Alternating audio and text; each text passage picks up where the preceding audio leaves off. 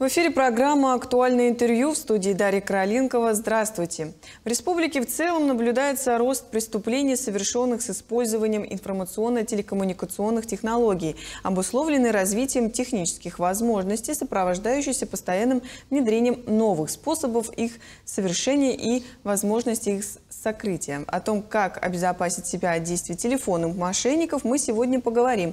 Гость у нас в студии Павел Иванов, председатель Государственного комитета юстиции Республики Саха-Якутия. Павел Владимирович, здравствуйте. Расскажите вообще в целом, сколько у нас преступлений в республике совершено вот с использованием таких вот современных технологий, о которых сейчас будем говорить. В 2024 году в Республике Саха-Якутия совершено 4588 преступлений с использованием информационно-коммуникационных технологий. Тогда как в 2023 году на 1000 меньше было. 3535 преступлений. Ну, увеличилось, то есть, получается? Да, увеличилось. Получается, у нас в республике за прошлый год идет рост преступлений.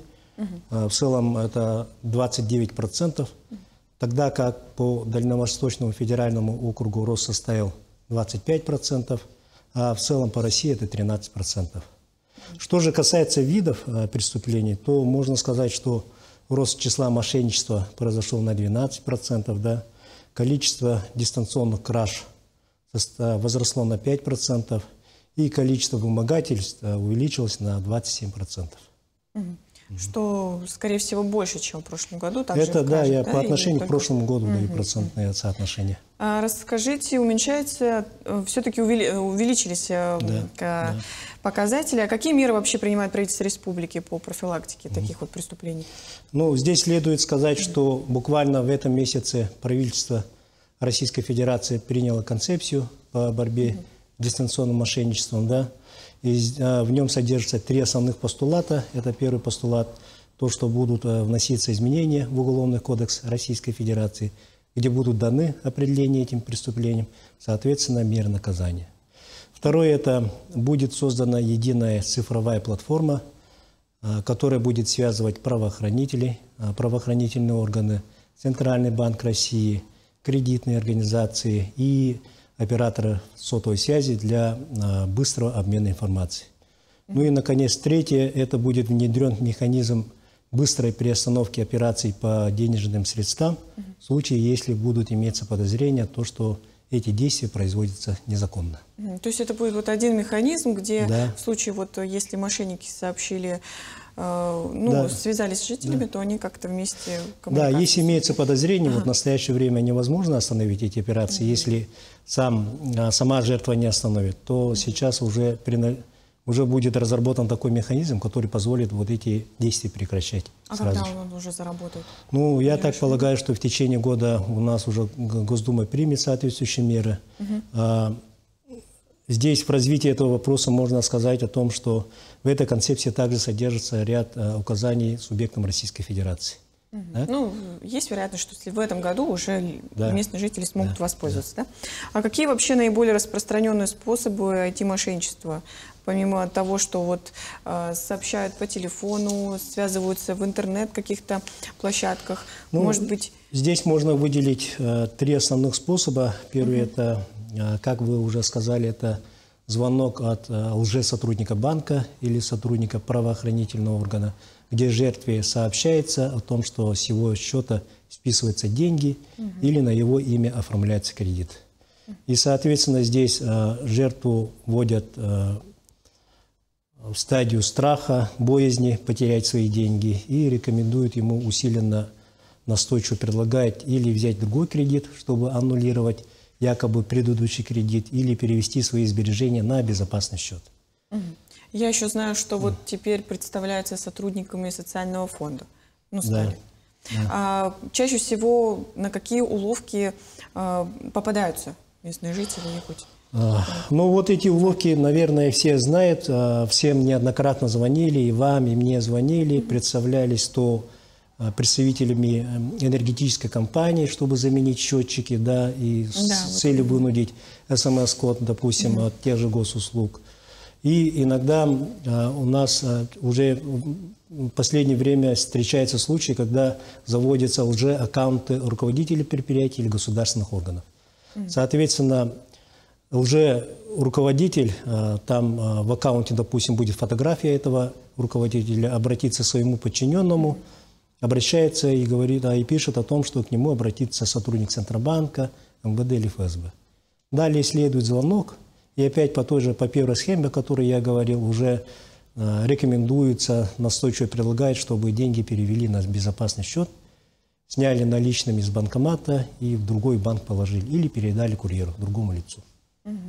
А кого чаще всего убирают жертву сегодня? Бытует мнение, что дистанционным мошенничеству чаще всего подвержены люди преклонного возраста, но вместе с тем практика показывает, что в последнее время у нас картина меняется, уже возраст снижается, получается, да.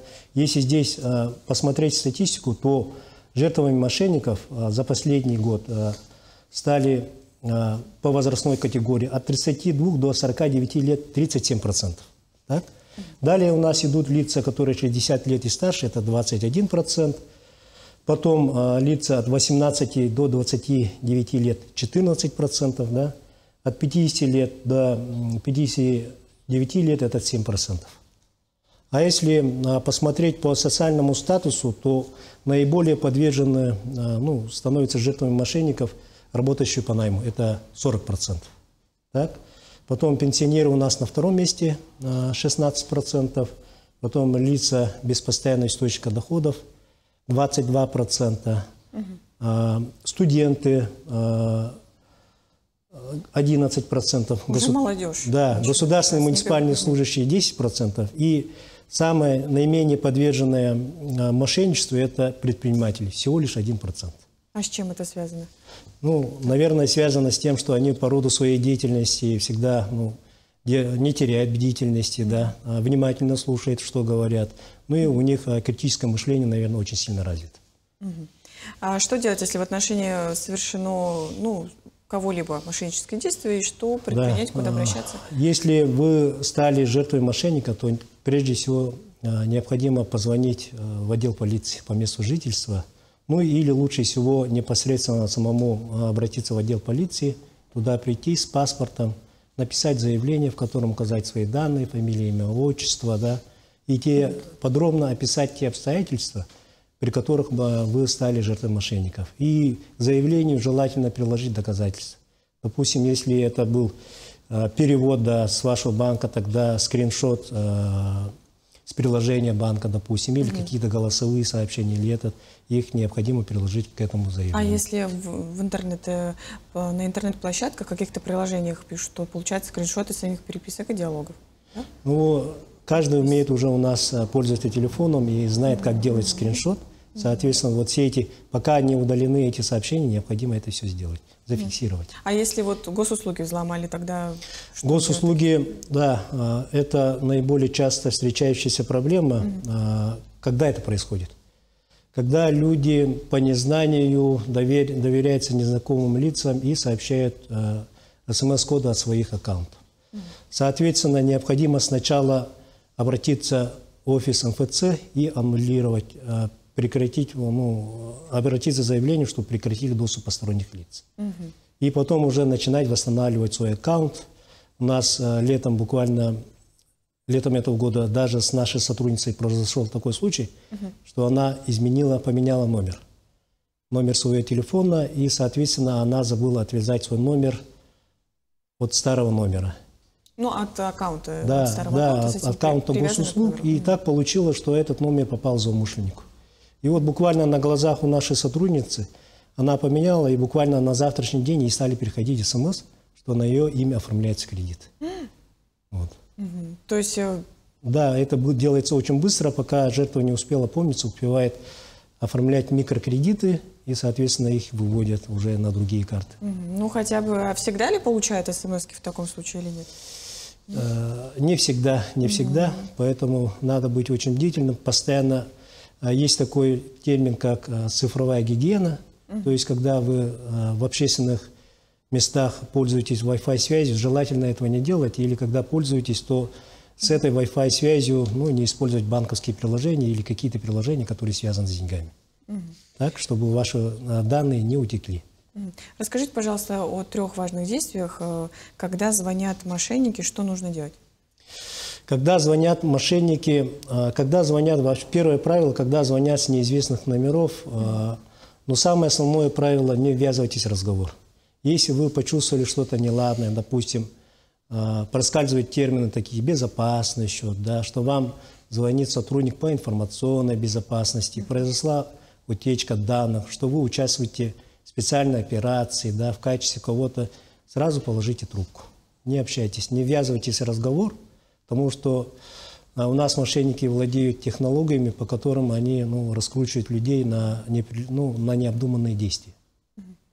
А сейчас СМИ говорят о том, что о возможных, всевозможных правилах безопасности в сфере коммуникации, но почему не срабатывают люди, все-таки даже молодежь, сколько вот историй в интернете, где рассказывают о том, что они переводят больше даже 3 миллионов рублей, просто потому что о них там кто-то знает в личные данные, пользуются какими-то IT-технологиями, и это все уже развито.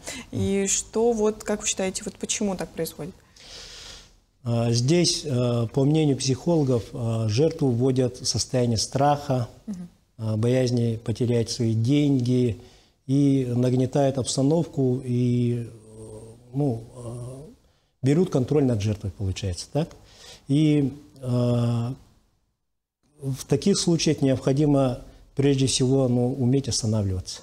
Уметь останавливаться, трезво размыслить, возможно сказать о том, что давайте я подумаю, день взять, 2 взять, да, допустим, на раздумье.